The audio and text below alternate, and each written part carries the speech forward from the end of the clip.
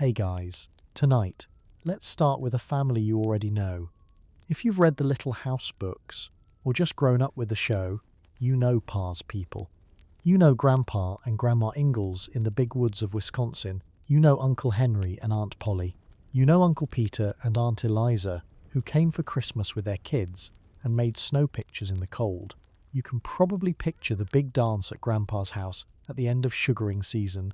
The fiddle, the maple syrup poured on snow, the whole loud warm clan of them packed into one cabin. Laura Ingalls Wilder put that family on the page so vividly that millions of us feel like we were there. We know Pa's brothers, we know Pa's sisters, except we don't. Not all of them, because Charles Ingalls, Pa had a sister the books never name. Not once, not in passing. She is simply not there. No Christmas visit, no dance. No mention at the end when Laura is tying off the family threads. A whole human being, Pa's own sister, who shared his parents and his childhood and his last name, and who got left completely out of the most famous family story in American history. Her name was Lydia Louisa Ingalls, born in 1838, 2 years after Pa. And here's the part that makes this worth 2 hours of your night. She didn't disappear because of a scandal. There's no buried crime here, no shameful secret the family scrubbed out. The truth is quieter than that, and in a way it's worse. Because it's a thing that happens to real families all the time, and nobody ever notices it happening. Lydia vanished from the story because she stayed, while her brother Charles loaded his wife and daughters into wagon after wagon and chased the horizon across half a continent. Wisconsin, Kansas, Minnesota, Iowa, Dakota. Lydia stayed put. She married, raised her children, buried her dead, and lived out her whole life within a few miles of where the family started. And because she stayed, she fell off the map. The books are a record of who travelled with Laura. They are not a record of who the family actually was. The relatives who didn't move along with the story slowly stopped being part of it. That's what tonight is about. Not a villain. A vanishing. The way a person can be born into a famous family, live a long and hard and real life, and still be quietly erased from the only version anyone remembers. Not because she did anything wrong, but because she wasn't standing where the camera was pointing. If that's the kind of history you come here for, the people in the margins, the ones the clean version forgot, do me a favour right now and tap subscribe. This whole channel is built on the folks who got left off the official page. And later in this one, I'm going to ask you to do one small thing in the comments, so keep that in the back of your mind. For now, get comfortable. Lights low. This is going to be slow and quiet, the way these stories should be. Because to understand what was lost when Lydia got left out, you first have to understand what Laura kept in.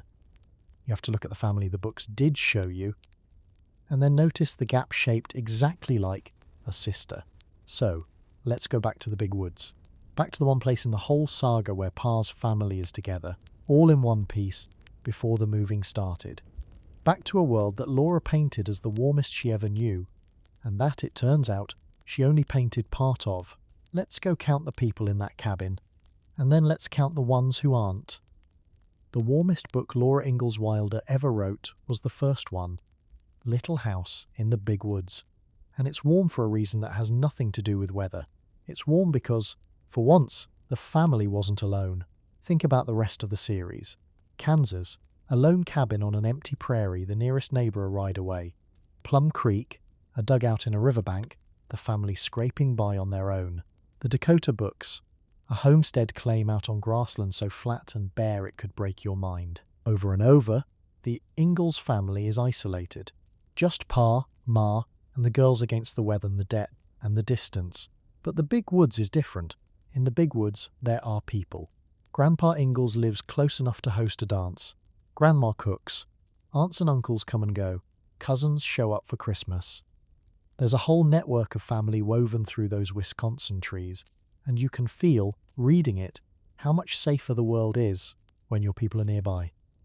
The Big Woods is the only book where the Ingalls family has a clan, and to understand why that clan mattered so much, why a dance at Grandpa's house was the warmest memory in the whole series, you have to understand the world they were living in.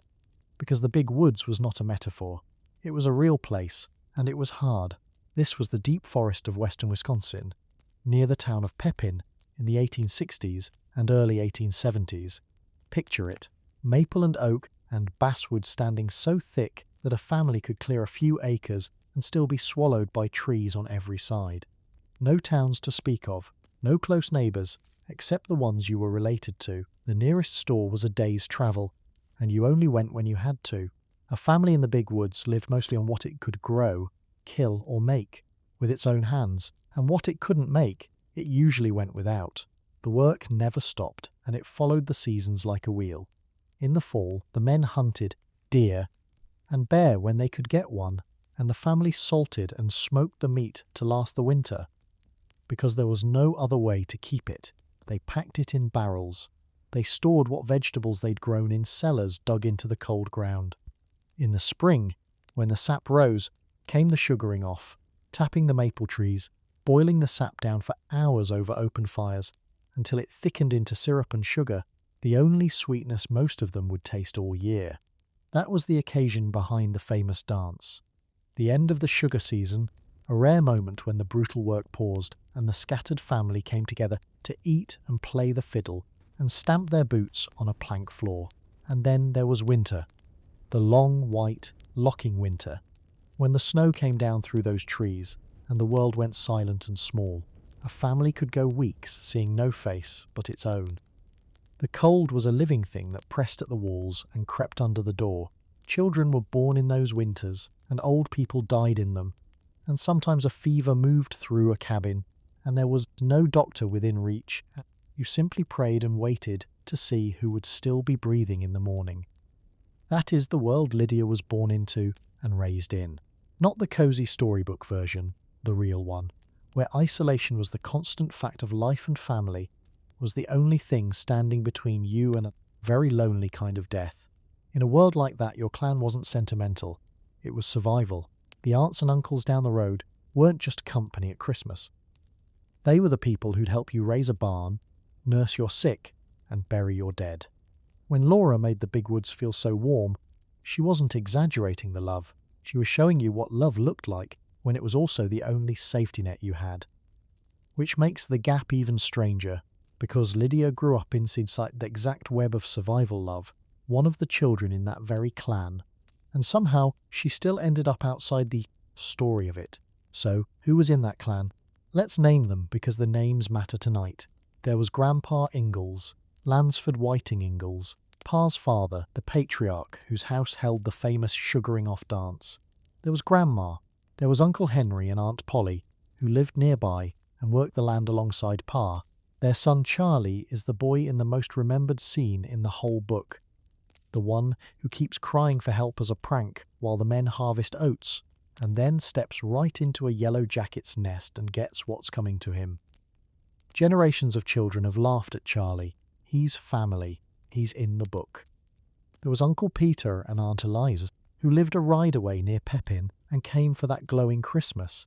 The cousins making pictures in the snow, Aunt Eliza telling the story of how their dog Prince once stood between the family and a panther in the dark.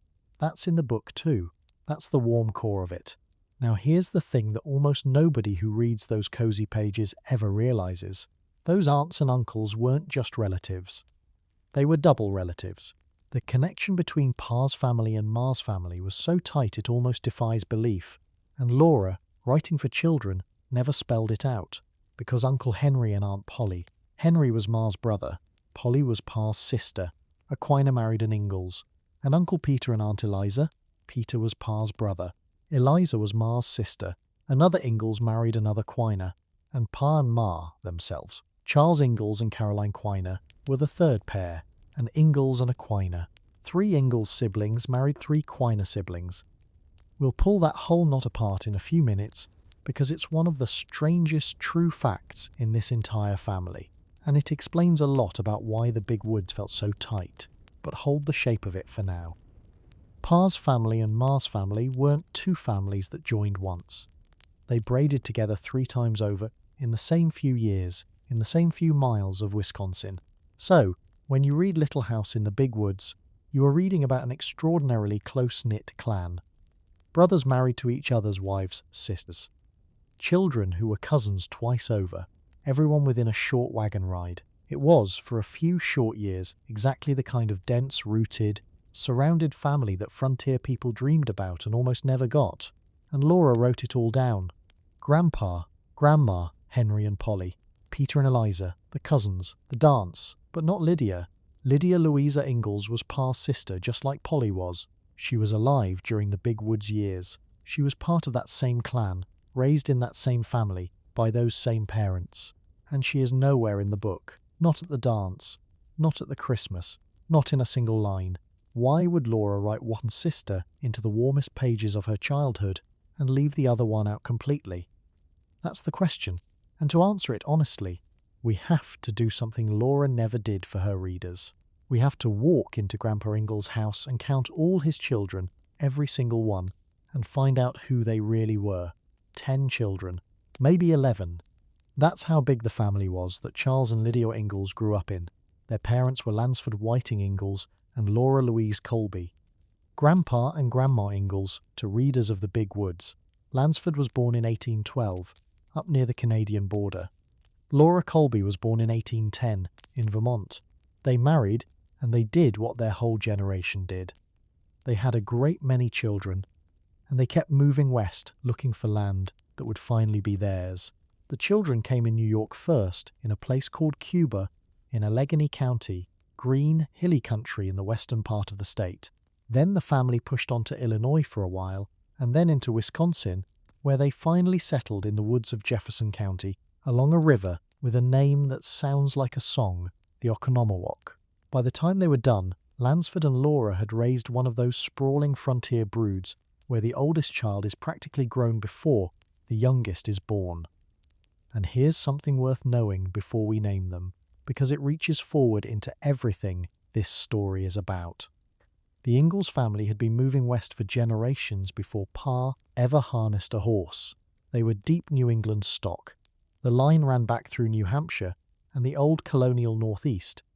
Hardy Yankee farmers who'd been pushing toward the frontier since before the Revolution. Lansford himself was born in 1812 up in the cold borderland near Canada. He grew up, married Laura Colby, and then did what his people always did. He kept moving. New York, where Charles and Lydia and most of the others were born. Then Illinois. Then Wisconsin. Always west. Always toward the next stretch of cheaper, emptier land. So, when we talk about Pa's famous itching foot, that restless need to keep moving that drove the whole Little House saga, understand that Pa did not invent it. He inherited it. He was raised by a father who pulled up stakes again and again in a family that had treated the western horizon as home for 100 years. The wandering was in the blood. Charles came by his restlessness honestly, because his own father had modelled it his whole childhood, which makes what Lydia did quietly remarkable, because Lydia stopped. In a family whose entire history was motion, generation after generation, drifting west, her grandfather moving, her father moving, her brother about to outmove them all, Lydia put down roots in one Wisconsin county and refused to lift them for the rest of her life. She didn't just diverge from her famous brother. She broke the oldest pattern in the family. She was the one who finally stood still. And here is the bitter joke of it. The family rewarded the inherited restlessness with immortality and rewarded the rare, hard discipline of staying with total silence. The one who broke the cycle is the one nobody remembers. Let me lay them out, because you've only ever met a few of them, and tonight every name counts. Peter Riley Ingalls came first, in 1833, the oldest brother. You know him as Uncle Peter. Then there's a gap that genealogists still argue about, a child born around 1835 who, depending on which record you trust, was either an infant boy who died almost immediately, or a son named William who lived a long life. The family's own paper trail is tangled there, and I'd rather tell you it's uncertain than pretend I know. That uncertainty, by the way, is going to be a theme tonight, so get used to it. This is a family where even the count of the children isn't perfectly clean. Then, in January 1836, came Charles Philip Ingalls. Pa, the one the whole world would eventually know. And then, in April 1838, came Lydia Louisa Ingalls, Pa's little sister. 2 years behind him, the one this whole story is about, and the one you have never heard of until tonight. After Lydia, the house kept filling. Polly Malona, around 1841, the future Aunt Polly. Lansford James, named for his father, around 1842. Laura Ladocia in 1845, called Docia, and yes, she shows up later in Laura's books too, the aunt who helps pull the family toward Dakota. Hiram Lemuel in 1848, George Whiting in 1851, and finally Ruby Celestia, the baby of the family, in 1855. Sit with that lineup for a second. Peter, Charles, Lydia, Polly, Docia, names you half recognise tangled up with names you've never heard. Because here's what Laura did, whether she meant to or not. Of all those siblings, she wrote some of them into immortality and let the others fall into the dark. Uncle Peter, in the books. Aunt Polly, in the books. Aunt Docia, in the books, helping engineer the move west. Grandpa and Grandma, in the books. Lydia, not a word. Hiram, George, baby Ruby, barely a trace, if any. So the first thing to understand is that Lydia wasn't singled out for erasure. She was part of a whole crowd of siblings who got left in the margins, while 3 or 4 of them became beloved characters. The book wasn't a family tree. It was a spotlight, and the spotlight only ever swung toward the relatives who stayed close to Laura's own path. Now, why did some siblings stay close and others drift? That's where the real machinery of this story lives, and it starts with the most tangled marriages you will ever hear about.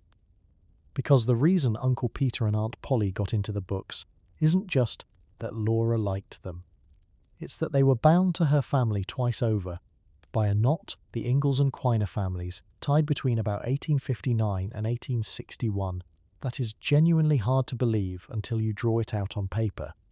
And Lydia, the sister who would vanish, Lydia was the one who, years before any of that knot was tied, quietly stepped outside it. She was the first of all of them to marry, and she married a stranger to the whole arrangement. Remember that, because it's the first thread that pulls her out of the picture. Here is a fact about the Ingalls family that sounds like a riddle. Pa's children and their cousins next door shared all 4 of the same grandparents. Not 2, 4, all of them. Normal cousins share one set of grandparents. Your mom's brother's kids say, so you both have the same grandma and grandpa on that one side. But the Ingalls cousins in the big woods shared both sides. Every grandparent, the same. Which means, genetically, those cousins were about as related as half-siblings. The family didn't just live close in the big woods. It was folded in on itself. How does that even happen? It happens when 3 siblings from one family marry 3 siblings from another, and that is exactly what the Ingalls and the Quiners did. Let me untie the knot slowly. In the 1850s, 2 families ended up neighbors in Concord, in Jefferson County, Wisconsin. The Ingalls clan and the Quiner clan, separated by not much more than a small stream. The Ingalls children were Lansford's brood we just counted.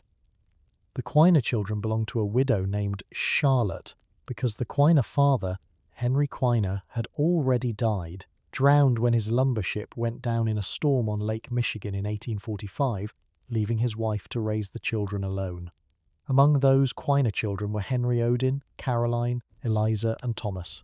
Stop on that drowning for a second, because it matters more than it looks. Henry Quiner was a second mate on a lumber ship when a storm took the vessel down on Lake Michigan in 1845. He left behind his wife Charlotte and a house full of small children, and no income, in the half-wheeled Wisconsin of the 1840s. Caroline, the future Ma Ingalls, was only 5 years old when her father drowned. She grew up poor in a way that marked her for life, watching her widowed mother claw the family through years of bare survival in the wilderness, before Charlotte finally remarried to a man named Frederick Holbrook and had one more child. Why does a drowning from 1845 matter to Lydia's story? Because it tells you what was normal. In that world, a parent or a spouse could be ripped away in an afternoon, a storm, a fever, an accident, and the survivors were simply expected to absorb the blow and keep going. Caroline Quiner watched it happen to her mother, and within a few decades, the same kind of blow would fall on Lydia, who would also be widowed young, also left with a child, also forced to find a way forward alone. The Quiner widow and the Ingalls widow lived the same story a generation apart. The difference is that one of them became the mother of a famous author, and her hardship got written down and remembered. The other was just an aunt, and her identical hardship vanished. So, picture the scene in Concord in the late 1850s. Two large families, both shaped by hard travel and hard luck, living a stream apart. The Ingalls children, Peter, Charles, Lydia, Polly and the rest. The Quiner children, Henry, Caroline, Eliza, Thomas, raised by a twice-married widowed mother who knew exactly how thin the ice of frontier life could be. Young people everywhere, all of marrying age, all within walking distance.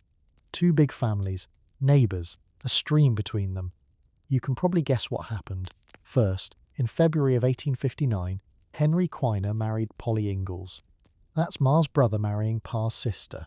That's your Uncle Henry and your Aunt Polly from the big woods. And now you know that their marriage was the first stitch. Second, on the 1st of February, 1860, Charles Ingalls married Caroline Quiner, Pa and Ma, the most famous wedding in the whole family and the second stitch in the knot. Third, on the 5th of June, 1861, Peter Ingalls married Eliza Quiner, Pa's brother marrying Ma's sister, Uncle Peter and Aunt Eliza, the third stitch. 3 Ingalls siblings, 3 Quiner siblings, 3 weddings in a little over 2 years. And from then on, the children of all 3 couples were double cousins. Laura and her sisters, Henry and Polly's kids, Peter and Eliza's kids, all sharing the same 4 grandparents, all of them woven into one impossibly tight cloth.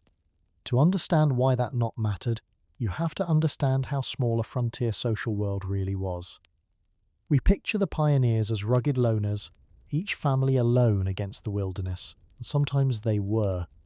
But more often they moved and settled in clusters, families who already knew one another, who travelled together, who put down roots near each other, and then, naturally, married each other. The pool of possible husbands and wives in a given patch of woods was tiny. Travel was hard.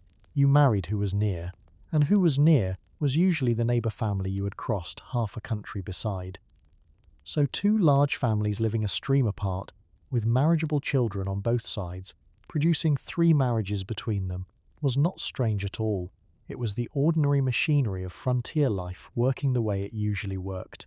What made the Ingalls and Quiner version remarkable was only the symmetry, 3 for 3. Brothers paired to sisters, the braid pulled so tight that the next generation came out doubled. And those double cousins lived a closeness most of us can't picture now.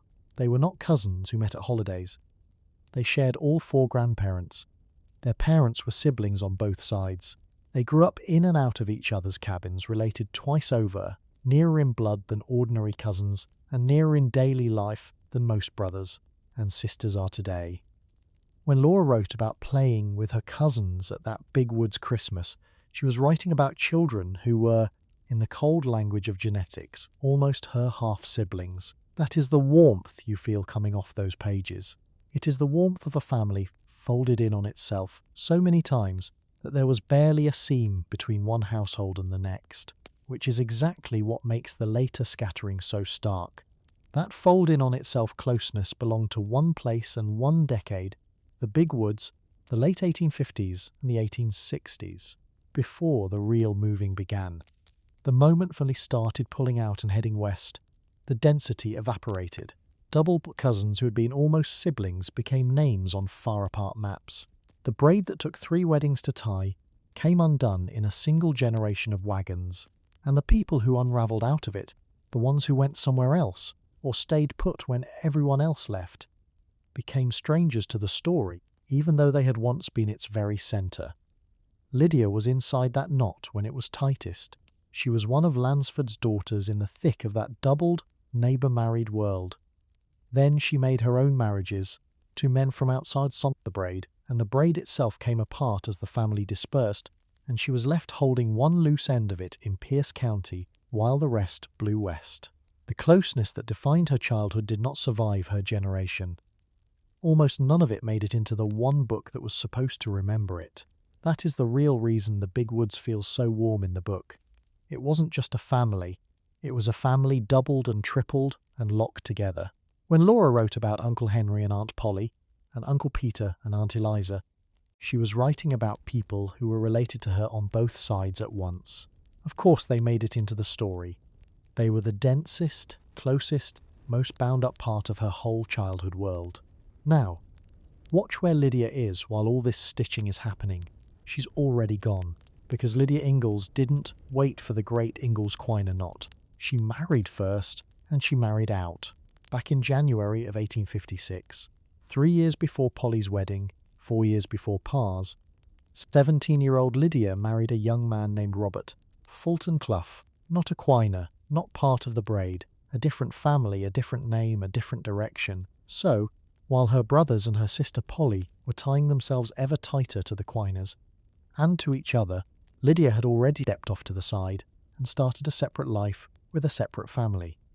She was the first of Lansford's children to marry, and she was the one who married outside the pattern that would define everyone else. And that, right there, is the first quiet crack between Lydia and the story. The book is built around the Ingalls-Quiner knot. Lydia was never in the knot. She'd left the braid before it was even finished being tied. But leaving the pattern is one thing. Disappearing is another. In 1856, Lydia wasn't gone. She was just married, a young bride a few miles away, the way young brides always were. Nobody could have known yet that her path and her famous brother's path were about to bend so far apart that one of them would end up in every library in America and the other would end up in an unvisited grave in a town you've never heard of. To see how that happened, we have to follow Lydia herself now. Out of the crowd of siblings, away from the knot, into the small separate life she was busy building.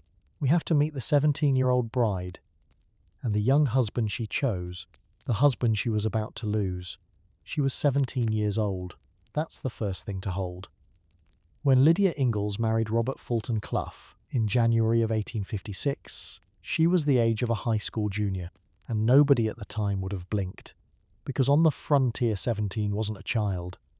It was a woman of marriageable age, and marriage wasn't a romance the way we mean it now. It was an economic move, a household, a way to step off your father's crowded floor and start a place of your own.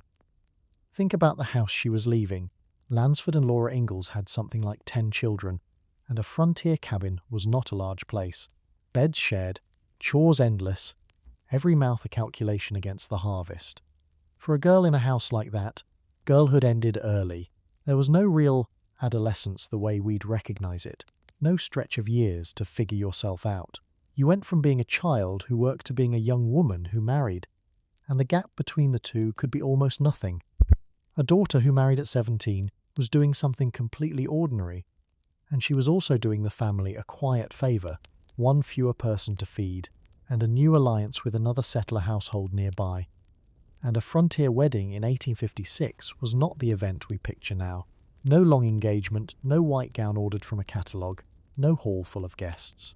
Most likely a simple ceremony at a home or before a justice of the peace or a circuit preacher, a few family members, a meal if the season allowed it, and then straight back to work. There was no honeymoon. There was a household to start, and a winter always coming. By the time the neighbours had finished congratulating her, Lydia would already have been a wife, in the full working sense of the word. Cooking, hauling, washing, preserving, all the unending labour that kept a frontier home alive. The wedding happened in Jackson County, Wisconsin. The family had drifted west and north by then, into the part of the state that would hold most of Lydia's life. Robert Clough was about her own age, born around 1838, a young man from the same general world of Wisconsin settlers. Marrying him was, like every frontier marriage, a gamble, a bet that this particular young man would stay healthy, work hard, and live long enough to build something with her. For most of the brides of her generation, that bet was the single biggest decision of their lives, made younger than we'd let anyone choose a college today. And Lydia's bet, as it turned out, was about to go very wrong, very fast. We don't have a photograph of him. We don't have a love letter. We don't have a single line in his own hand or hers. What we have is a marriage record and a date, and the bare fact that a 17-year-old girl named Ingalls became a woman named Clough on a winter day in 1856. I want to stop here and be honest with you about what this story is and isn't, because it matters and it's going to matter all the way to the end. With Pa, we have books. We have Laura's memory, decades of it, every mood and meal and quarrel written down and polished and published. With Lydia, we have almost nothing. A few dates, A few place names, census records that list her like a line item, name, age, household, the skeleton of a life with no flesh on it, because no famous daughter ever sat down to write her mother's sister into a single scene. So, when I tell you Lydia married at 17, I can't tell you if she was in love, or frightened, or relieved to be out of a house with 9 siblings in it.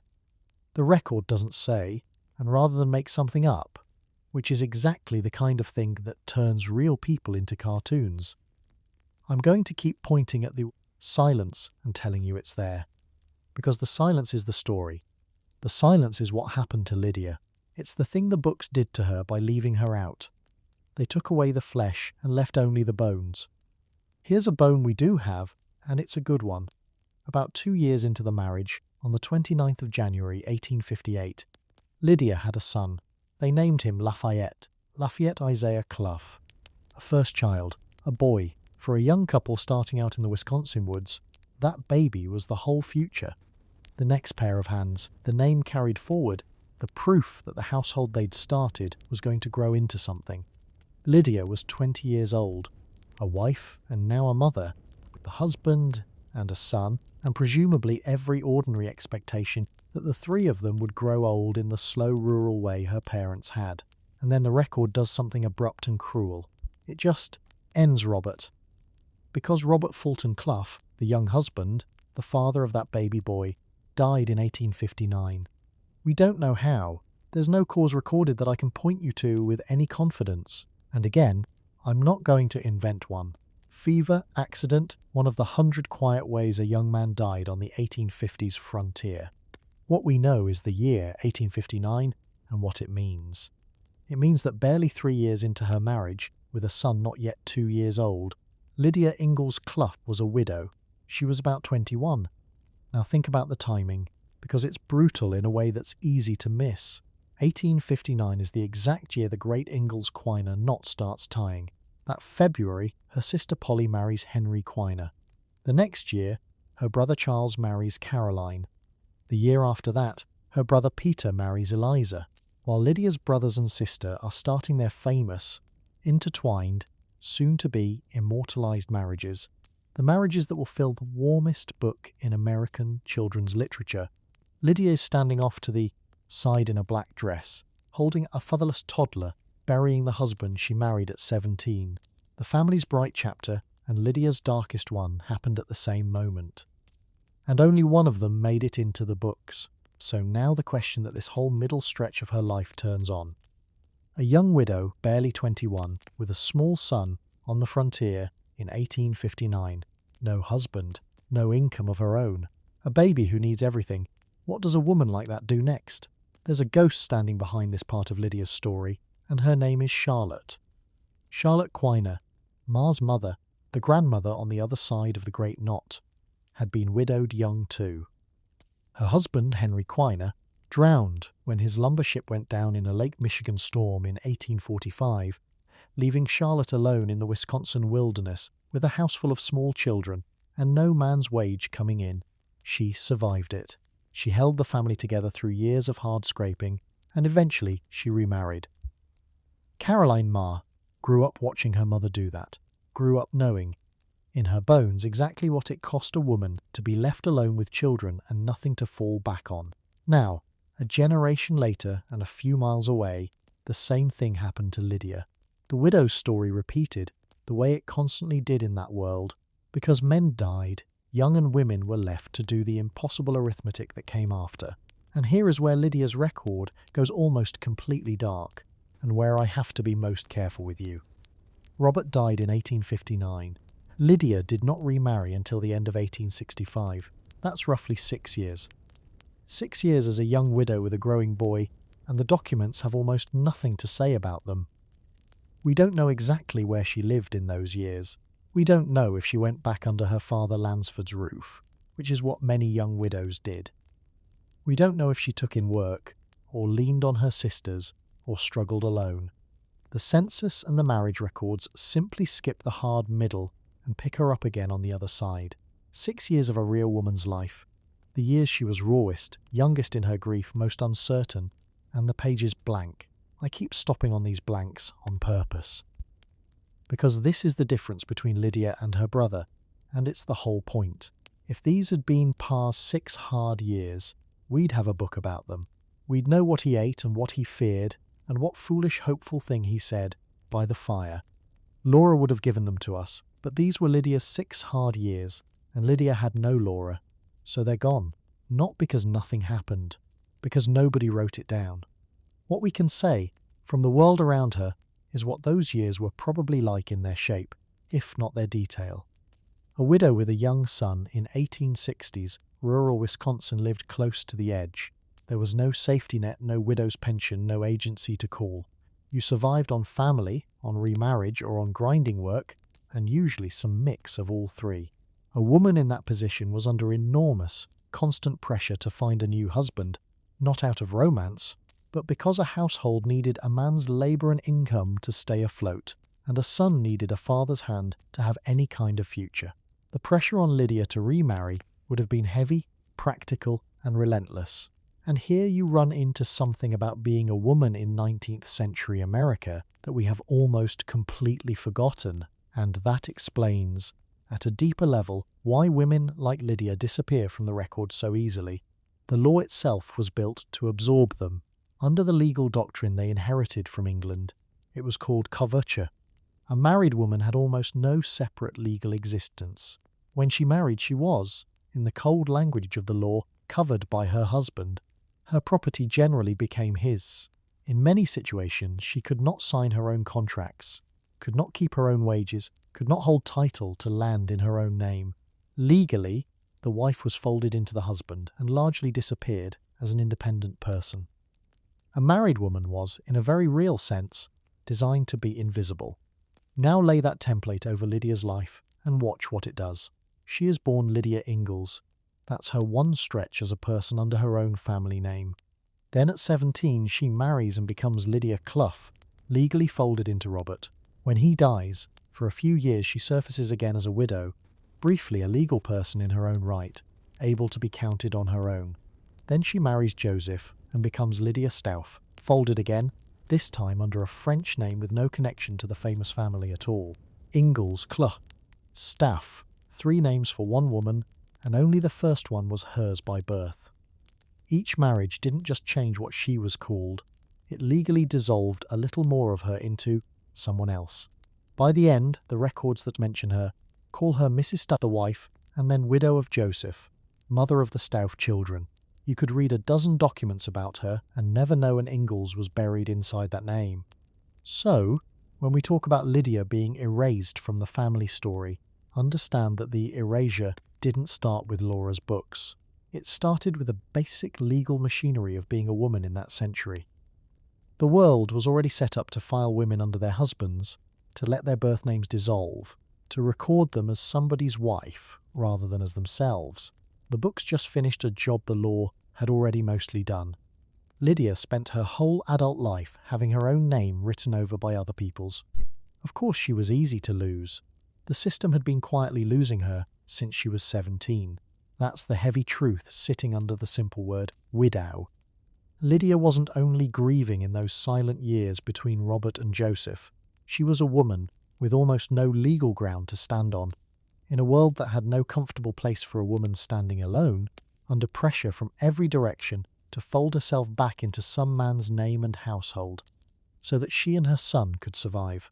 And eventually she did, but not to a neighbour boy, not to another Wisconsin Ingalls adjacent settler. Lydia, the sister, who had already once stepped outside the family pattern, stepped outside it again. Further, this time, she married a man from France. His name was Joseph Stauff, and he had been born an ocean away, in a small place in eastern France, in 1825, which made him about 13 years older than Lydia.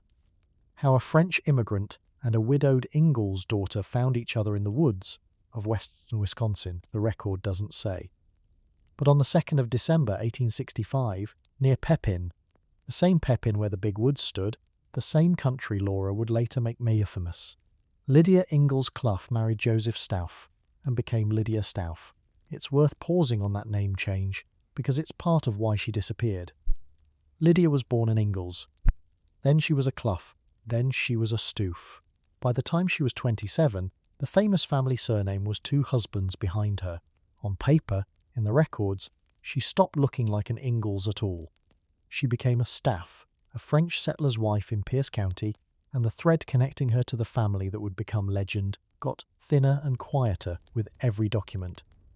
She had a second chance now, a new husband, an older and presumably steadier man, a baby boy from her first marriage who needed a father, a fresh start in a new county. The trouble with fresh starts is that they don't undo the old griefs. They just stack new life on top of them. And Lydia's new life with Joseph Stoof was about to give her more children to love, and at least one more small grave to stand over. Picture the distance this man had travelled to end up beside Lydia in a Wisconsin field. Joseph Stoof was born in 1825 in Florimont, a village in the Belfort region of eastern France, tucked near where France, Switzerland and Germany all lean into each other. That's where he started, French soil, a French name, a whole French life. And somehow, through the great churning machine of 19th century immigration that pulled millions of Europeans across the Atlantic toward American land, Joseph Stoof ended up in Pierce County, Wisconsin, marrying a widowed Ingalls daughter and farming the cold upper Mississippi country. We don't have his story either, not really. We don't know why he left France, or when, or what he was chasing. Another silence, but his presence in Lydia's life tells you something about her, something quiet and a little defiant. Twice now, Lydia had married outside the expected pattern. The first time to Clough, outside the Ingalls Quiner braid. The second time to a foreigner, a man from another country entirely older, with a name nobody in the big woods could have pronounced. Whatever else Lydia was, she was not living the tidy clannish life her brothers and sister built. She kept choosing, or kept ending up with, the path that led away from the family centre. And Joseph was part of something much bigger than himself, even if neither of them would have thought of it that way.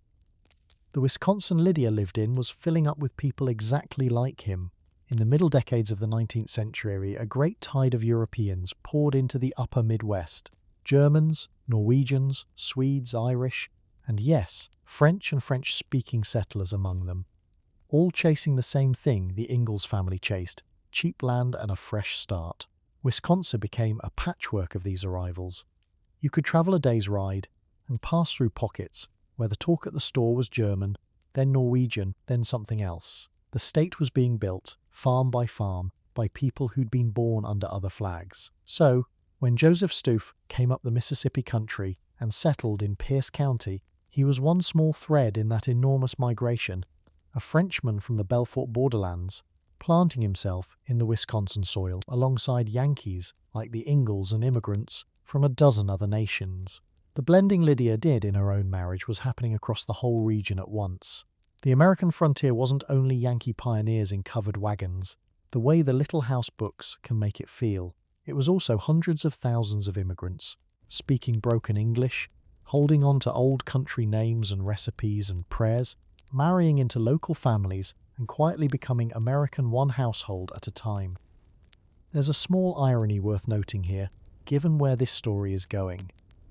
The Little House books became for generations of readers the definition of the American frontier, and that frontier, as Laura painted it, is almost entirely native-born, English-speaking, Protestant Yankee stock.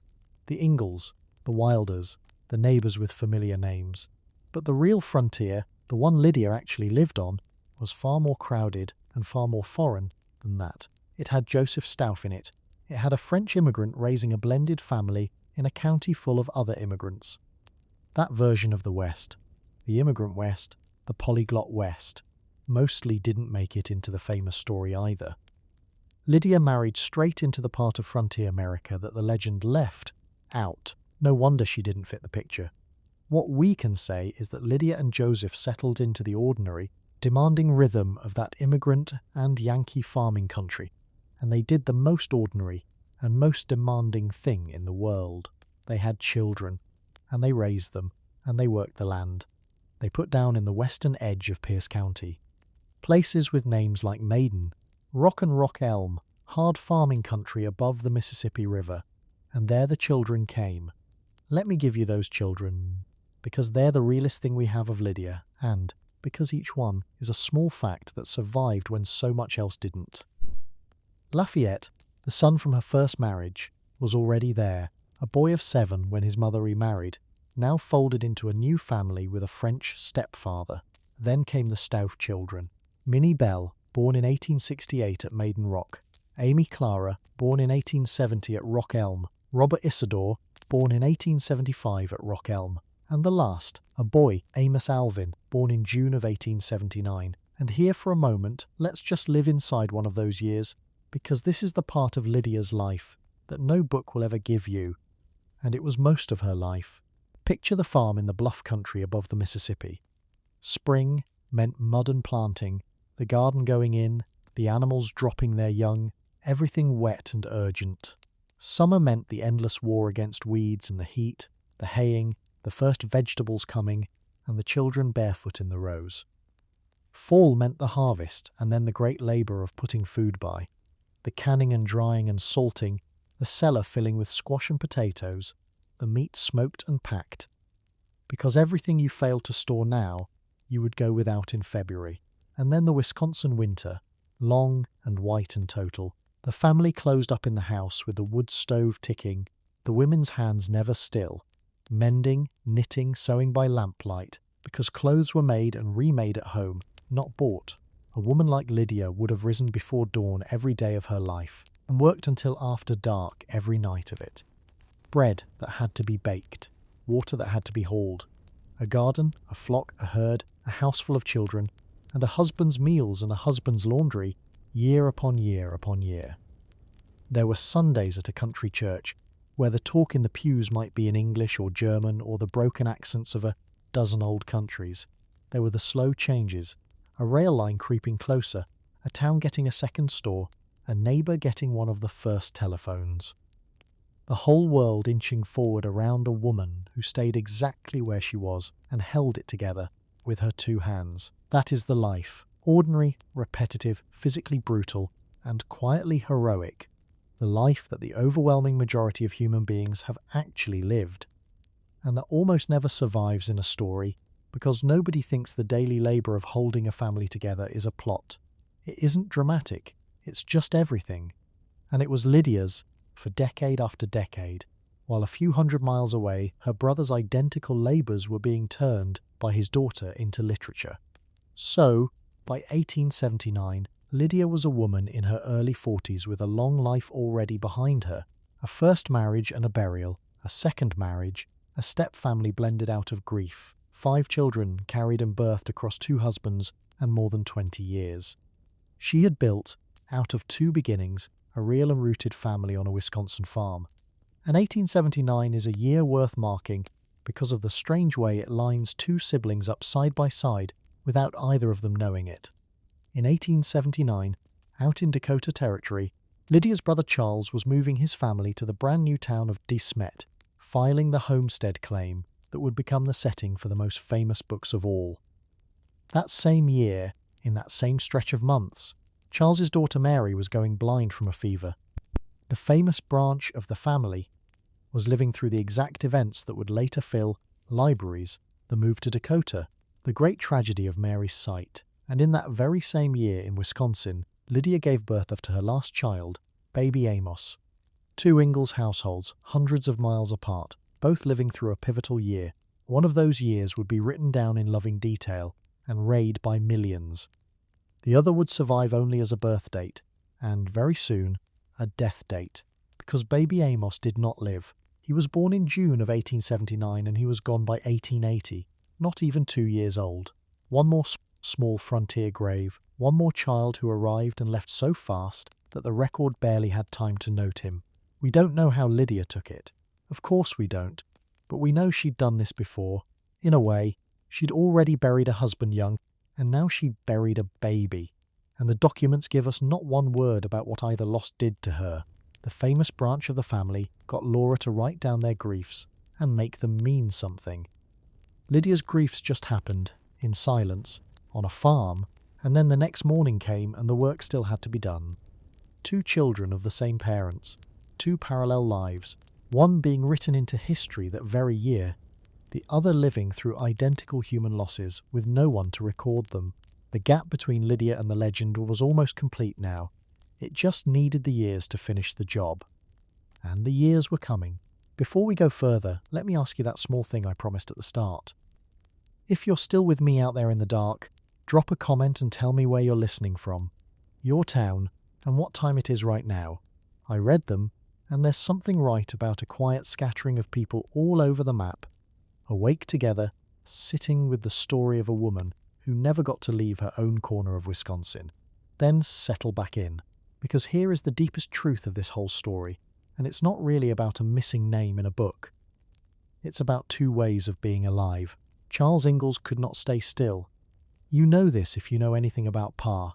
The man moved his family again and again and again, always toward the next place, the next claim, the next better life just over the horizon.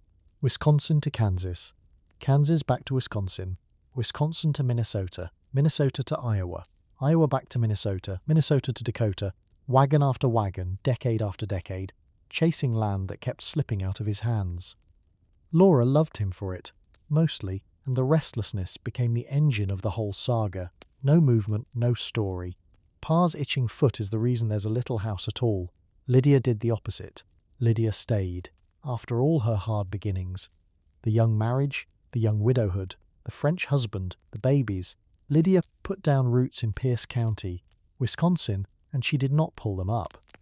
While her brother was dragging his daughters across a continent, Lydia stayed within a few counties of where the family had started.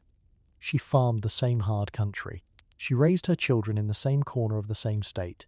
She was, in the most literal sense, the one who stayed home. And our culture has a clear opinion about which of those two lives is the story. We celebrate the mover, the pioneer, the one who lights out for the territory. Pa's restlessness got turned into courage, into the American dream itself, into 8 books and a television show that ran for a decade. The staying, the rooting, the enduring, the quiet daily work of holding one piece of ground for 50 years. That doesn't get a book. That doesn't get a show. Staying isn't a plot.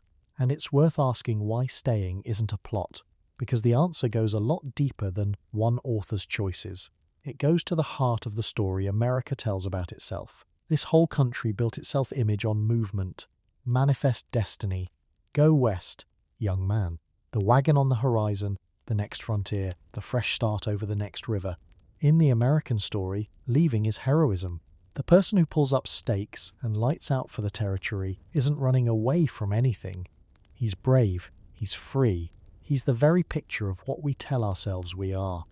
Pa Ingalls is a perfect American hero precisely because he could never stop going.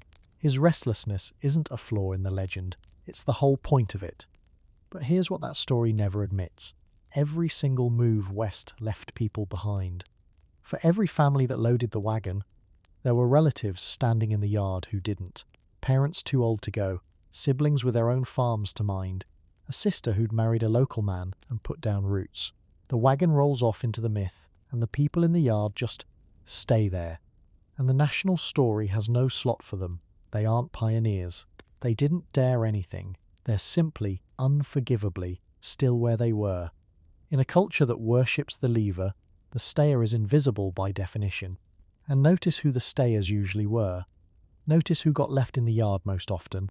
It was women, because the thing being held, the home, the farm, the family, the place itself, was the woman's domain, and you can't hold a place by leaving it. The frontier myth is a story about men in motion, the endless female labour of rooting down, of keeping the home fire, of staying put so there's something to come back to, got quietly coded as background. Scenery, the still place the hero departs from and occasionally returns to, not the story, never the story. So, when Laura left her Aunt Lydia out of the books, she wasn't doing something strange or cruel. She was doing, in one family, exactly what the whole country does in its history. She lit up the ones who left and shadowed the one who stayed.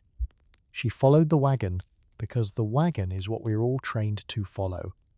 Lydia got erased by the same reflex that erases the stayer in every American story ever told, the reflex that mistakes motion for meaning and rootedness for nothing happening. And the deepest irony is this: the staying that earns no song is the thing that actually makes a country. A frontier of pure movers would be an empty frontier. Wagons rolling forever across a land where nobody ever stopped to build a town. Somebody has to halt.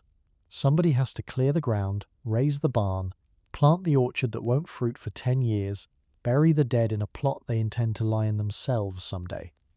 Somebody has to stay long enough to turn a place into a home. The stayers built the actual country the movers kept romantically leaving. They just never got to narrate it, so we never learned their names. Lydia is the unsung half of the whole American frontier, the half that stopped, the half that held, the half that did the slow, unglamorous, permanent work of staying, and got for its reward a stone in a town nobody visits, and a complete absence from the story of its own family. But here's what nobody says out loud. Pa's moving wasn't only courage. A lot of it was failure. He moved because the last place hadn't worked. He moved because of debt, because of crop disaster, because of claims that fell through, and bets that went bad. The biographer Caroline Fraser, in her deeply researched book on the family, lays this out plainly, that the endless moving was bad luck, yes, but also the natural consequence of one restless man's repeatedly poor decisions. The romance of the wagon is real, but so is the wreckage it kept driving away from. Let me lay the two lives down side by side, year by year, because the contrast is almost hard to believe once you see it. In 1860, while Lydia was already a wife, and soon a mother in Wisconsin, Charles married Caroline and started the family the world would come to know. Mary arrived in 1865, Laura in 1867, and then Pa's feet got restless. Around 1869, he hauled them all down to Kansas, to Indian Territory, to the lone cabin on the open prairie that gave the most famous book its name, and then had to give up the claim and leave. Back to Wisconsin for a few years after that, the big woods stretch, the one time in decades that Pa's wandering household drifted back near the relatives who had stayed. That is the closest Laura's family, and Lydia's family ever came again, and then Pa was gone once more. By 1874 he had moved them to Minnesota, to the banks of Plum Creek, to a dugout cut into the riverbank. The next year, 1875, the grasshoppers came and ate the wheat down to the dirt, and the family's fortune with it. That same stretch brought a son, Charles Frederick, Freddie, and within months he was dead. By 1876 Boxer was so beaten that he took the family to Burr Oak, Iowa, to run somebody else's hotel, the rock bottom year so bleak it got cut out of the books completely. Then back to Minnesota. Then, in 1879, the last great leap, out to Dakota Territory and the brand new town of De Smet. That same year, Mary went blind. The very next winter, 1880 into 1881, the legendary long winter nearly starved the whole town to death. Now lay Lydia across those exact same years. While Pa was failing in Kansas, Lydia was raising her son and settling into her second marriage in Pierce County.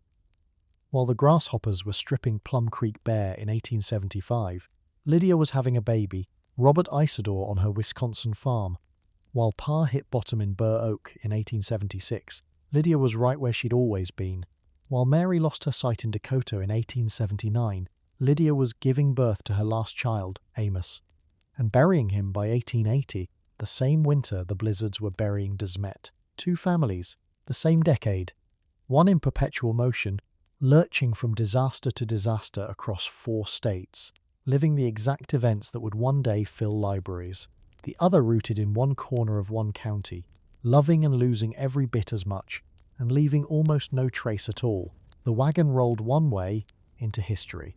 The farmhouse stayed put and went silent. Same blood, same years, opposite fates. So sit with the irony. Lydia, who stayed, who endured, who held her ground through 2 husbands and dead children and decades of farm labour. Lydia gets erased. And Charles, whose moving was half dream and half disaster, gets immortalised. The one who failed her way across the map became a legend. The one who succeeded at the quiet, brutal work of staying put became a blank. That's not a knock on Pa. He was a warm man and a loving father, and he didn't ask to become a myth. It's a knock on how we decide whose lives count. We point the camera at the people who leave, and we forget that for every restless brother chasing the horizon, there's usually a sister back home, holding the place he left, living a life every bit as full of love and loss and grit. and getting none of the light. Lydia held her place, and while she held it, the years did to her what years do. They took her people, one by one. Count the funerals in the second half of Lydia's life, because they're most of what the record gives us, and they tell their own story. She had already buried her first husband, Robert, back in 1859, when she was barely 21. She had already buried her baby, Amos, around 1880, before he reached 2. Those were the early wounds. Stop on baby Amos for a moment, because losing a small child was so common in that world that we've almost stopped being able to feel how much it hurt, and we shouldn't. In the late 1800s, a staggering share of children died before they reached the age of 5. Some estimates from the era put it at 1 in 4, 1 in 5, depending on the place and the year. Nearly every mother on that frontier expected to bury at least one child. Walk through any old cemetery from that time and you'll see it written in stone. The little markers, the heartbreaking short dates, sometimes 3 or 4 tiny graves clustered around one family name. The killers were the ordinary illnesses we now barely think about. Diphtheria, which strangled children from the inside, scarlet fever, whooping cough, measles, and in the warm months, the thing they called summer complaint. The dysentery and dehydration that swept through babies when the water and milk went bad in the heat. There were no antibiotics, no vaccines for most of it, no way to give fluids to a dehydrating infant. A child could be laughing on a Monday and buried by the weekend, and there was nothing a mother could do but hold them and watch. So, when baby Amos was born in 1879 and gone by 1880, Lydia was living the single most common tragedy of her century. But common is not the same as small. The fact that every other mother on the frontier had buried a baby too didn't make Lydia's loss weigh 1 ounce less in her own arms. Grief doesn't divide by how many people share it. Each of those tiny graves belonged to a woman who'd carried that child and named it and lost it, and then got up the next morning because the cows still needed milking and the other children still needed feeding. That was the unspoken heroism of frontier motherhood. Not that the losses were rare, but that they were constant, and women carried them and kept going anyway. And here, one more time, is the cruel asymmetry at the heart of tonight, because Lydia's famous brother lost a baby too. Charles and Caroline had a little boy, Charles Frederick, Freddie, who died before his first birthday, back in 1876. And we know about Freddie. We know his name. We feel the weight of his small grave, because the family story got written down, and that loss got recorded and mourned in print. Lydia's baby Amos died the same kind of death just a few years later, a few 100 miles away. Same family blood, same unbearable loss. But Amos got no chronicler. He's a birth year and a death year on a genealogy page, and almost nothing else. 2 Ingalls babies, 2 small graves, 2 grieving mothers, and only one of those griefs became something the world would ever feel. That was the early wound. The later ones came in a cluster, the way they do when you live long enough. In 1888, Joseph Stoof died. Lydia's second husband, the Frenchman who had crossed an ocean to end up beside her on a Wisconsin farm. They'd been married about 23 years. She was around 50 when he died, and now she was a widow for the second time. Twice married, twice left, both husbands in the ground while she went on. And then, in 1893, the cruelest one, her son Lafayette died. Lafayette, the baby from her first marriage, the boy who'd been not yet 2 when his father died.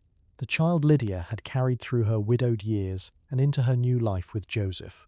He grew up, he lived a life, and he died in 1893, around 35 years old, while his mother was still alive to watch it happen. There is no harder thing than burying your own grown child. Lydia, who had already stood over a husband and a baby, now stood over her firstborn son. And notice what kept happening to her. She was always the one left standing. That is its own particular weight. Some people are spared the burials by going first. Lydia was never spared. She buried the people she loved, and then she got up the next morning and kept the farm running, because on a Wisconsin homestead grief did not excuse you from the chores. The cows did not care that her husband was dead. The garden did not pause for her son.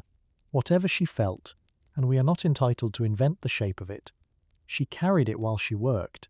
The way frontier women carried everything, folded down into the daily labour where no one had to look at it. By the time Joseph died in 1888, Lydia was about 50, and the arithmetic of her life began to turn over. For decades, she had been the one doing the providing, the mother, the worker, the centre of the household. Now slowly, she became the one who was provided for. Her children were grown. Her sons could work the land she and Joseph had broken, and the records show the handoff plainly. By the Wisconsin State Census of 1905, Lydia is no longer the head of her own house. She is listed in the household of her son Robert, the aging mother, living under the roof of the child she raised, on or near the same ground she had farmed her whole adult life. There is nothing shameful in that. It is the oldest and most ordinary arc there is, the parent who raises the children and is in the end kept by them. It happened in millions of farmhouses. But sit with how quietly it happened to her. The woman who had married at 17, buried a husband at 21, crossed into a second marriage, raised 5 children, lost 2 of them, and held a farm together for half a century. That woman spent her last years as a line in her son's household, an old lady near the stove, her enormous life shrunk on paper to a single census entry. Name, age, relationship to head of household, mother. That was the whole official record of a year of her life. And still she went on. The losses came, and she absorbed them, and she kept living, year after year, into a new century she never expected to see, a century of telephones and automobiles, arriving at the edge of the same fields she had worked since before the Civil War ended. She outlasted her own little world. She became the last witness to a family that had grown up around her without ever once making the news. So, tally it. By the mid-1890s, Lydia had buried 2 husbands and at least 2 of her children. She was in her 50s, then her 60s, living on in Pierce County, while the people she'd loved kept going into the ground ahead of her. That is the cost of being the one who stays and the one who lasts. You don't get spared the griefs, you just get to attend all of them. And here's where the silence becomes almost unbearable, because this is exactly the kind of life Laura Ingalls Wilder turned into literature for her own branch of the family. When Pa's family lost baby Freddie, when Mary went blind, when the long winters nearly killed them, Laura wrote it, shaped it, made the suffering mean something, made strangers weep over it a century later. Lydia's losses were just as real and just as heavy. A drowned-out husband, a dead baby, a dead-grown son, a second widowhood. But there was no writer in Lydia's house, so her griefs got no monument. They happened, and the farm work went on, and the documents noted a death year here and there, and that was all. Meanwhile, out in Dakota, her famous brother was nearing the end of his own road. Charles Ingalls died in 1902 in De Smet, in the town the books made famous. Lydia outlived him. The little sister, 2 years younger, the one who stayed behind in Wisconsin, was still alive when the restless brother finally stopped moving for good. She outlived a lot of them, actually. Their baby sister Ruby had died young, back in 1881. Their sister Polly, Aunt Polly of the Big Woods, died in 1888. The great knot of the family was loosening, knot by knot, as the generation that tied it aged and passed. And Lydia kept going, on her Wisconsin farm, into the new century, surrounded by the children who'd survived, and their children after them, a grandmother and great-grandmother, in a part of the world that had nothing to do with prairies or Dakota or fame. She had one more thing left to do, the way we all do. She had to reach the end, and the end, when it came for Lydia, came quietly, in January, in the cold, far from De Smet, far from the books, in a small Wisconsin town whose name you have probably never heard and will probably never forget after tonight. So, let's finally answer the question the title asked you. Why did Lydia vanish from Little House? Why did Laura write Uncle Peter and Aunt Polly into the warmest pages of American childhood and leave her own Aunt Lydia out entirely? The honest answer has 3 parts, and not one of them is a scandal. I want to walk you through all 3 because the truth here is more interesting than any secret would have been. The first part is simple distance in time. Laura Ingalls Wilder was born in 1867. By 1867, Lydia was long gone from the family centre. Already a widow, already remarried to Joseph Stoof, already a mother living her own life in another part of Wisconsin under another last name. Lydia's dramatic years, her young marriage, and her young widowhood all happened before Laura was even born. By the time there was a little Laura around to remember anything, Aunt Lydia was just a faraway married woman she may have barely met. You can't write a childhood memory of someone who wasn't in your childhood. The second part is distance in space, and this is the big one. The books only ever lingered on the relatives who were physically close to Laura's own household. In the Big Woods years, that meant the tight knot. Grandpa and Grandma nearby, Uncle Peter and Aunt Eliza a ride away, Uncle Henry and Aunt Polly close at hand. Those were the people in the room.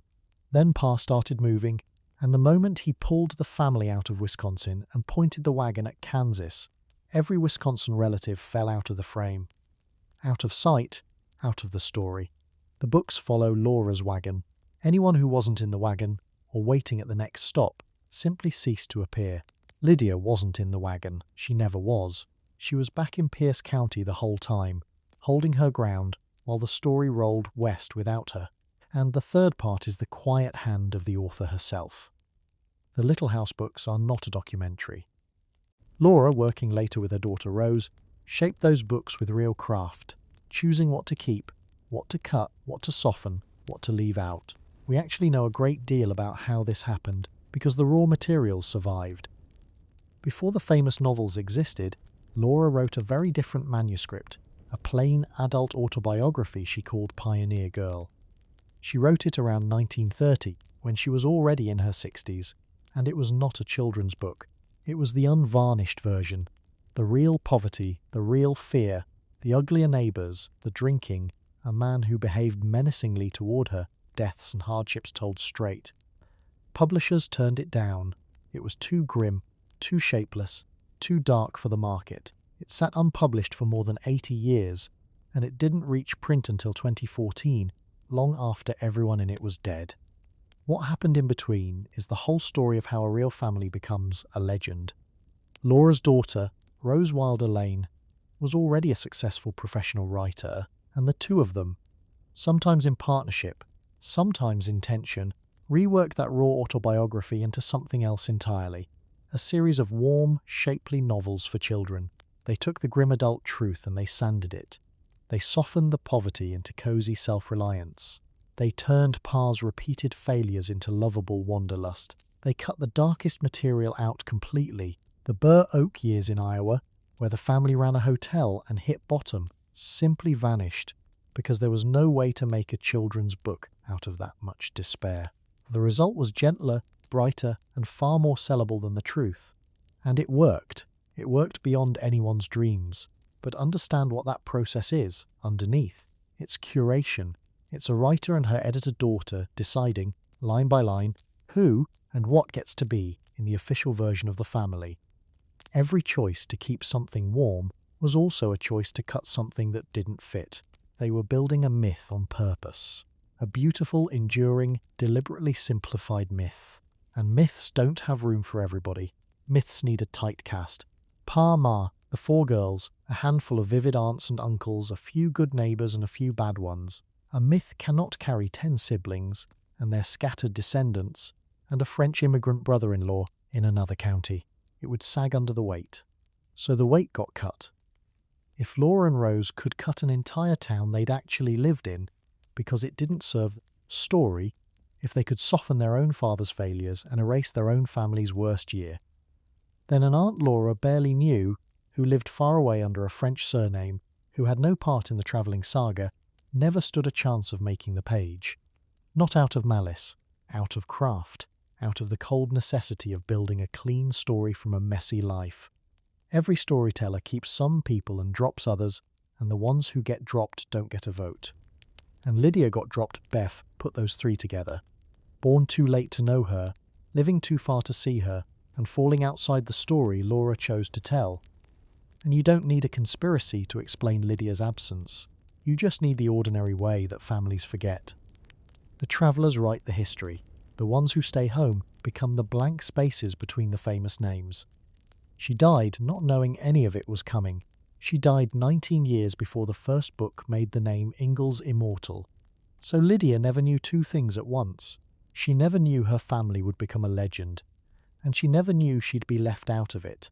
Both of those happened after she was already in the ground. And before we follow Lydia to that ground, you should know she didn't lie down in the dark alone. She had company there, a lot of it. Go back to that lineup of Lansford and Laura Ingalls children. 10 of them, maybe 11. Now sort them by who you've actually heard of. Peter, the oldest, made it into the books as Uncle Peter. Charles became Pa, the centre of everything. Polly became Aunt Polly. Docia got a real part too, the aunt who later helped pull the family toward Dakota. That's 4. 4 out of 10 or 11. So what about the rest? What about Lansford James, the brother named for his father, born around 1842? What about Hiram Lemuel, born in 1848? George Whiting, born around 1851? Baby Ruby Celestia, the youngest of them all, born in 1855, and that shadowy child of 1835, whose very existence the records can't agree on. They're ghosts. All of them, just like Lydia. Lansford James lived a long life, into the late 1920s it seems, and you have almost certainly never heard his name until right now. Hiram lived into the 1920s as well. George died around the turn of the century. And Ruby, the baby of that whole big family, Pa's littlest sister, died young, around 1881, when she was only in her mid-20s, and she left so faint a mark that she barely exists outside a line in a genealogy. A whole human being, gone at 26, and the record gives us almost nothing but the dates. Think about what that means about the book you love. Little House in the Big Woods feels like it shows you a whole family. The dance, the cabin, the aunts and uncles, the cousins, it feels complete, like you're seeing everyone there is to see. But you're not. You're seeing a lit window in a very large, very dark house. Laura's lamp fell on 4 of her father's siblings. The other 6 or 7 stood just outside the circle of light, in the same family, at the same time, and the book simply never turned to show them to you. You didn't notice they were missing because you didn't know to count. That's the strange thing about being erased by a story. It doesn't feel like anything is missing. The story feels whole. The gaps close over smoothly, the way water closes over a dropped stone, and you'd never know the stone went in. You only find the missing people if you go looking on purpose, with census records and grave indexes the way we're doing tonight. And when you go looking, you find a whole second family standing behind the famous one, the unfamous Ingalls, the siblings who stayed in Wisconsin or drifted quietly to other states, who farmed and married and raised children and died, who were every bit as much Lansford and Laura's children as Pa was, and who got none of the light. Lydia is the one we can see best, because her trail of marriages and children and graves is just documented enough to follow, but behind her stand all the others, dimmer still. Hiram, George, James, Ruby, dead at 26, the maybe brother of 1835, a whole branch of the most famous family in American memory, living and dying in the dark, right next to the most famous family in American memory. Lydia is our way into that darkness, because she's the one with enough surviving record that we can stand her back up and actually look at her. So let's give her the one thing the books never did. Let's follow her all the way to the end. And let's not look away. Lydia Ingalls died on the 2nd of January 1913. She was 74 years old. Sit with the shape of that life before we go to the grave. She was born in 1838 in the green hills of western New York, when Martin Van Buren had newly taken the White House. She died in 1913 when automobiles were already rattling down American roads, and the First World War was about a year and a half from breaking out. 74 years. She lived through most of the 19th century and on into the 20th. She watched the country go from covered wagons to telephones. That is a long, full span of American time, lived almost entirely inside a few counties of western Wisconsin, by a woman almost no one remembers. She died in the dead of winter, in Pierce County, in the rural country she had held onto her whole adult life. The records place her last years around Rock Elm and Salem, the same hard farming townships where she'd raised her children. A January death in that part of Wisconsin means deep cold, frozen ground, short grey days. By then, she had outlived 2 husbands, at least 2 of her own children, both her parents, and several of her brothers and sisters. She had outlived her famous brother Charles by 11 years, and then they buried her in Plum City, Wisconsin, a tiny village in Pierce County. She lies in the Plum City Union Cemetery under the name she carried at the end, Stouff, the French farmer's name, not Ingalls. If you didn't already know she'd been born an Ingalls, you could stand at her stone and never guess that the woman beneath it was the sister of Charles Ingalls, that her own father was Grandpa Ingalls of the Big Woods, that she was blood kin to the most beloved pioneer family in America. The stone just says Stouff, a local woman in a local cemetery in a town most Americans will never drive through, but don't mistake unmarked for unmourned. On that cold January in 1913, Lydia's death was not nothing, not to the people who actually knew her. There would have been a funeral. Her surviving children would have come. Minnie Bell, Amy Clara, Robert. Grandchildren, neighbours who had known old Mrs. Stouff for 40 years, who had traded eggs with her, or sat near her in church, or watched her raise that blended family on the bluff country farm. To them she was not a footnote. She was a whole person, a mother, a grandmother, a fixture of the place. Her death left a real hole in a real community. That's the thing we lose when we think only about historical memory. There are two kinds of remembering, and they run on completely different clocks. There's the warm, local human kind, the people who knew you, who grieve you, who tell stories about you at the table. And there's the cold, historical kind, the books, the records, the names that outlast everyone who ever met the person. Lydia had the first kind, fully. In 1913 she was loved and mourned by people who knew exactly who she was. But the warm kind of memory has a short half-life. It lasts only as long as the people who hold it. Her children remembered her, and then her children died. Her grandchildren remembered her a little, and then they died too. Within 2 or 3 generations, the living memory of Lydia Stouff faded out the way it does for almost everyone, not erased by any villain, just worn away by ordinary time, as the last people who could picture her face went into the ground themselves.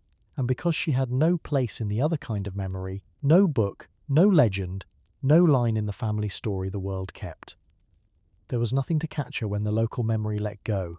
Her famous brother had both kinds. His grandchildren are gone too, but the books hold him, so he persists. Lydia had only the warm kind, and the warm kind always runs out. That is why she vanished so completely. Not because she was loved less in her own time, because nothing was ever built to carry that love forward once her own people were gone. So she slipped through the gap between the two kinds of memory, too far from the legend to be written down, and too far back in time, now, for anyone to recall her in the flesh. For most of the last century she existed nowhere but in a cemetery ledger and a few reels of census microfilm, waiting. There's a strange intimacy in that when you sit with it. Right now, tonight, more people are thinking about Lydia Ingalls than have thought about her in 100 years. The neighbours who mourned her are long gone. The grandchildren who half remembered her are gone. And then someone went looking and pulled her back up into the light, and now a scattering of strangers all over the world are sitting in the dark holding the name of a Wisconsin farm woman who died in 1913. That is not nothing either. It might even be a small kind of justice. Now hold that against her brother's grave, because this is the distance I told you we would measure. Charles and Caroline Ingalls are buried in De Smet, South Dakota, in the family plot beside their blind daughter Mary and the others. And that cemetery is not quiet. Every year, thousands of people make the trip to De Smet. They come from all over the world. They walk the old homestead, they tour the surveyor's house, they stand at the family graves, and leave flowers and small tokens for people they never met but feel they know. De Smet is a shrine. The Ingalls name on those stones pulls pilgrims across oceans, and a few 100 miles east, in Plum City, Lydia lies under a different name in a cemetery no one makes a pilgrimage to. Same parents as the famous graves. Same blood. Same big woods childhood. One grave gets thousands of visitors a year. The other gets the weather. That is the distance. Not the miles, though there are plenty of those. The real distance is between a grave the world visits and a grave the world forgot. And both of them hold a child of Lansford and Laura Ingalls. The brother who could never stop moving ended in the ground that everyone comes to see. The sister who never once stopped staying ended in the ground that no one does. And here's the thing you should understand before we go any further. Lydia was not the exception in this family. She was closer to the rule. Because almost everyone who filled that warm first book, the whole doubled, tripled crowded clan of the Big Woods, ended up far more like Lydia than like Laura, scattered, faded, gone from memory. Even the cousins. Remember the great knot. 3 Ingalls siblings married 3 Quiner siblings, and their children became double cousins, bound to each other on both sides, sharing all 4 grandparents. That knot produced a small crowd of children. Henry and Polly had 7, Peter and Eliza had 6, Charles and Caroline had 5, nearly 20 first cousins, most of them doubled, all tangled together in the same few miles of Wisconsin. So where did they all go? Mostly into the same silence that swallowed Lydia. Start with Henry and Polly. Uncle Henry and Aunt Polly, the very first of the 3 weddings, the couple readers, meet in the Big Woods. Their lives were not a storybook. Of their 7 children, 4 died before the year 1885. 4 out of 7. Henry and Polly themselves followed their famous restless relatives out to Dakota, and they died there in the late 1880s, far from the woods where their story began, having buried more than half their children. You will not find that grief in the Little House books. You'll find Uncle Henry harvesting oats and Cousin Jew Charlie getting stung by yellow jackets. A funny story, a warm afternoon. The 4 dead children are nowhere. They got the Lydia treatment, cut because they didn't fit the warmth. Then there are Peter and Eliza's 6 children, the cousins who came for that glowing Christmas, who made pictures in the snow, who listened to Aunt Eliza tell about the dog that faced down a panther. For 1 chapter, they are the heart of the book's coziest scene, and then the wagons rolled, and they too disappeared from the story almost completely. They grew up, scattered, lived their lives somewhere off the page, and the readers who adore that Christmas chapter never learn a single thing about what became of any of them. Think about the scale of that. An entire generation of the family, close to 20 children, the whole bright web of double cousins, and the famous books preserved a handful of childhood cameos and let all the rest dissolve. The dance at Grandpa's house was packed with these people. The Christmas was full of them. They were the warmth.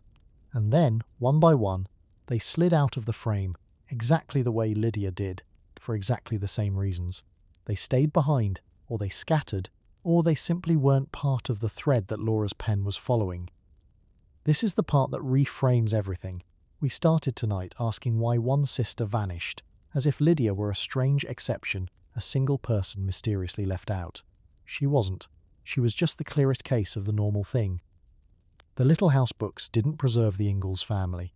They preserved one narrow path through it, Pa, Ma, 4 daughters, a few neighbours, and let the enormous rest of it, dozens of people, fall into the dark. Lydia is simply the one we chose to carry a lantern back to tonight. Behind her stand all the others, the 4 dead children of Henry and Polly, the 6 scattered cousins of Peter and Eliza, the forgotten brothers, Hiram and George and James, the whole vanished clan. The book feels like a family.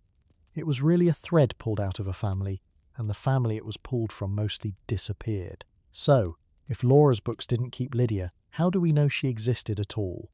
How can we sit here, more than a century after her death, and say anything true about a woman no famous author ever wrote down? The answer is almost cold in its plainness. We know Lydia because of paperwork. Not love letters, not a memoir, not a single warm reminiscence. We know her the way the state knew her, through the dry, relentless machinery of public record that quietly tracked even the people nobody chose to remember. And when you lay those records end to end, a life rises up out of them, faint but unmistakable. There she is in the 1850 census, a girl of 12, listed in the household of Lansford Ingalls in Illinois, one name in a long column of children. There's the marriage record from January 1856, Lydia Ingalls becoming Lydia Clough.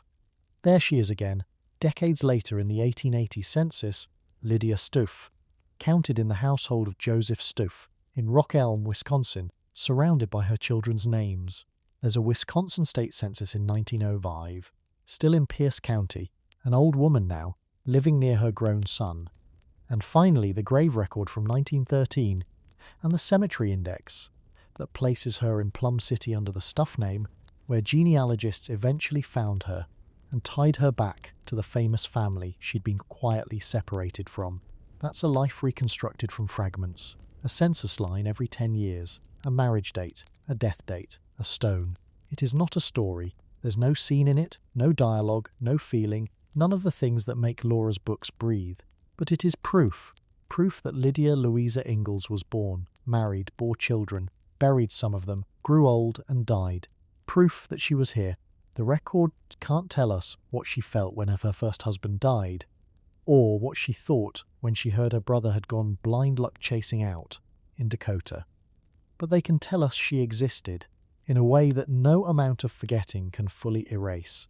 And there's something almost redemptive in that, if you let it land. Because it means the erasure was never quite complete.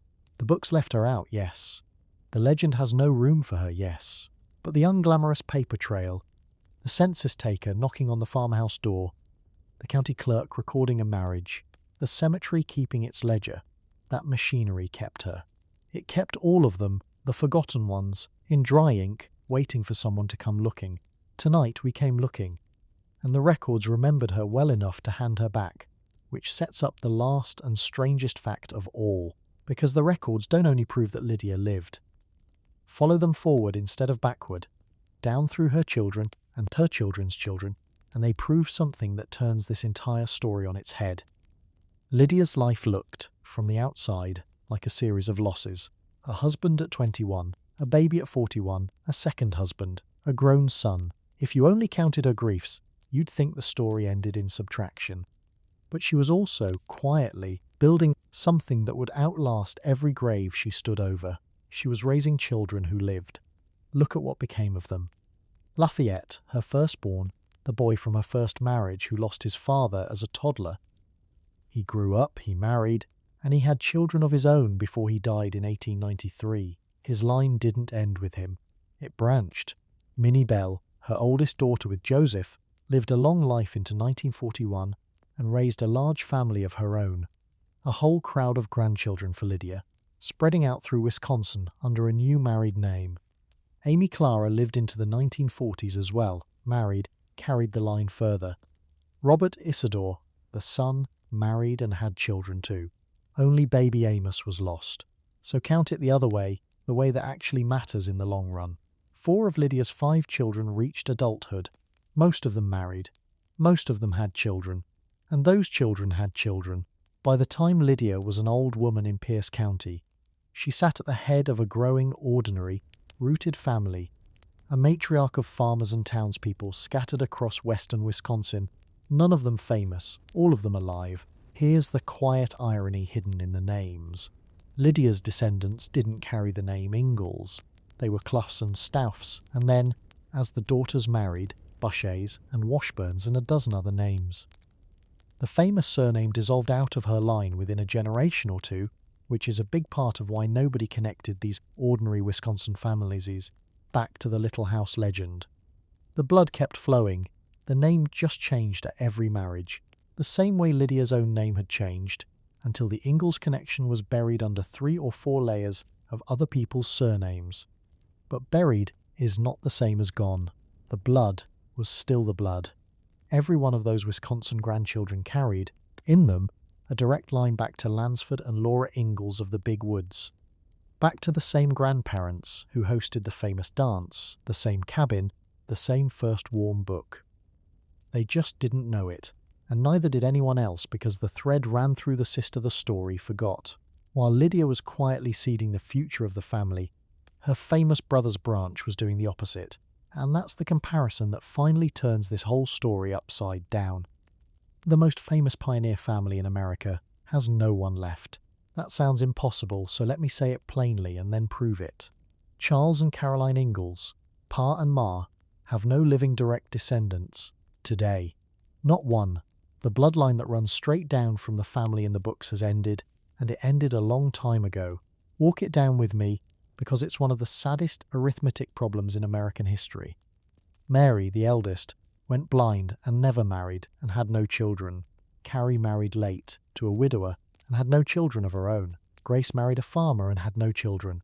And Laura, the one who made them all immortal, had exactly one child who lived to adulthood. Her daughter, Rose Wilder Lane. Rose married, and Rose had one baby, a son, born in December of 1909. He died within days. Rose never had another child who survived. And with that, the direct line of Charles and Caroline Ingalls simply ran out. So the family that millions of people feel they belong to, the family on the bookshelf, the family on the screen, the family whose graves draw pilgrims to De Smet, that family has no descendants walking around today. Nobody alive carries their blood forward. In print, they are immortal. In the flesh, they are a closed door. Now go back to Plum City, back to the forgotten sister in the cemetery no one visits. Lydia had 5 children, 4 of whom lived, and most of whom had children of their own, and those children had children, on down to the present day.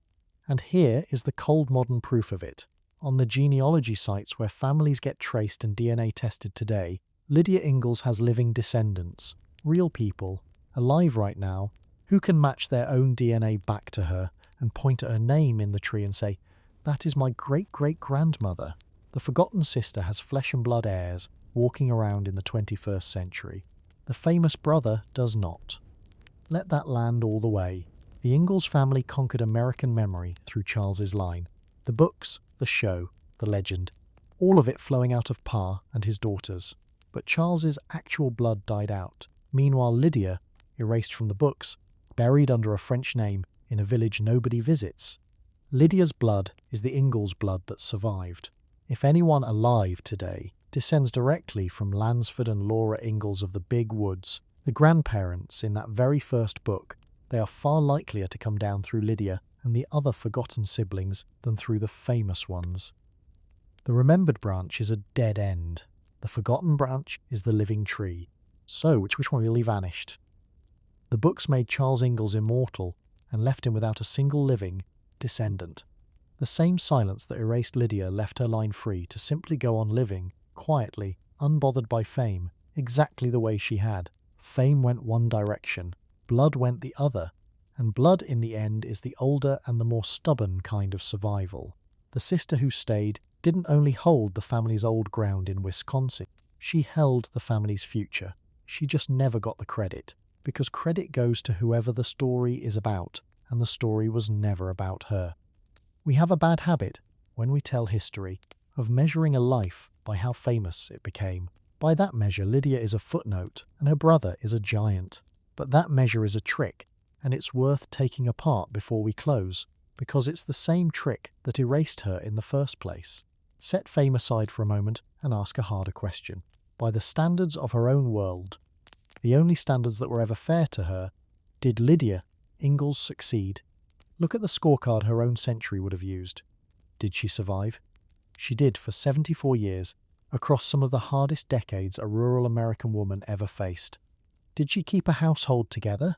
She did, through 2 marriages and the death of a husband on a working farm for half a century. Did she raise children to adulthood in an era that killed a quarter of them young? She did. 4 of her 5 lived, married, and had families of their own.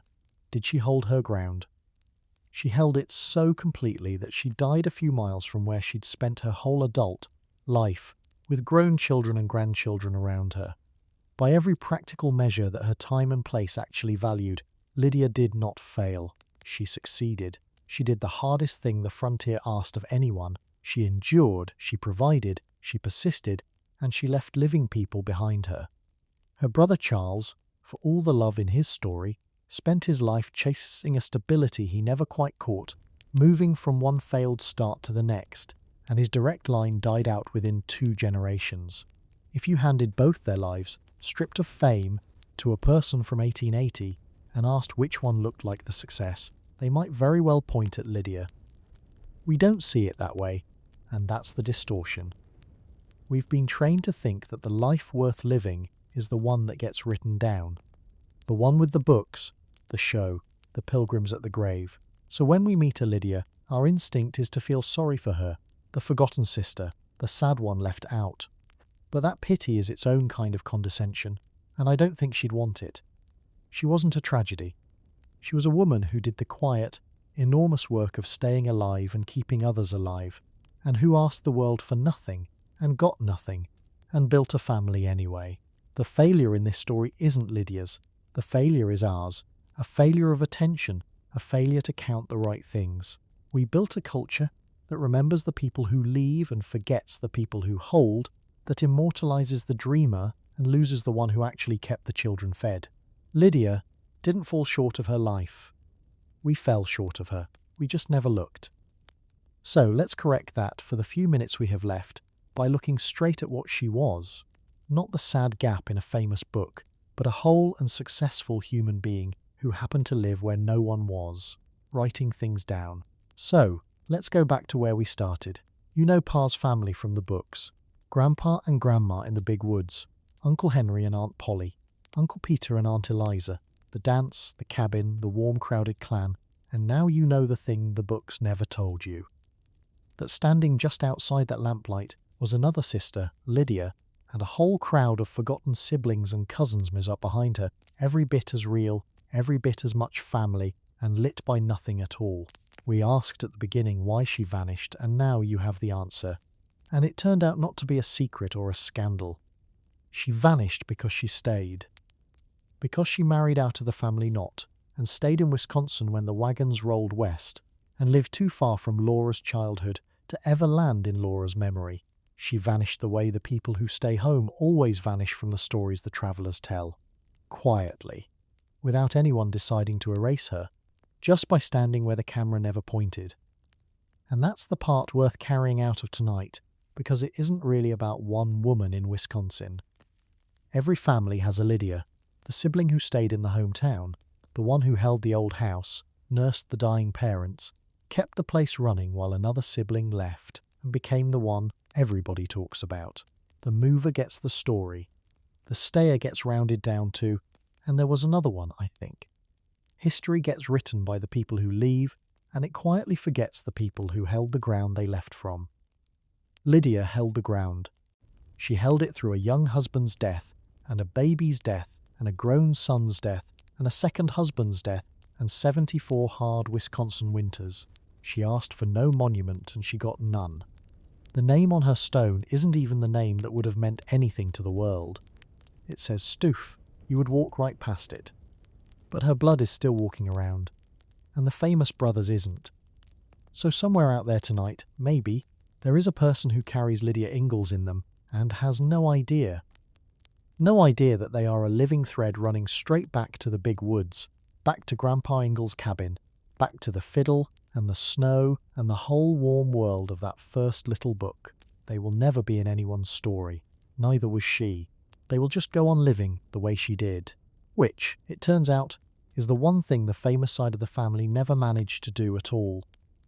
The books remembered the ones who left. The blood remembered the one who stayed. Good night.